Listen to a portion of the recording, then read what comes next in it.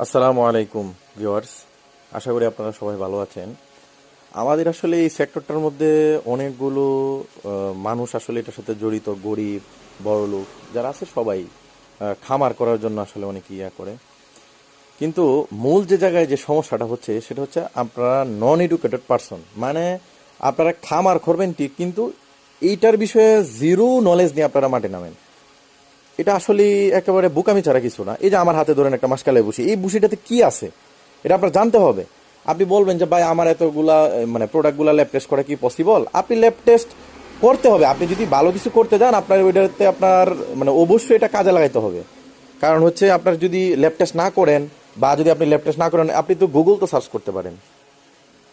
তো Google search করলে তো ভাই ল্যাব টেস্টে টাকা দিতে হচ্ছে না, তাই না? তো একটা প্রোডাক্ট আপনি গরুকে কি কত পার্সেন্ট প্রোটিন লাগে, কত পার্সেন্ট কার্বোহাইড্রেট লাগে, সেই জিনিসগুলো আপনাদের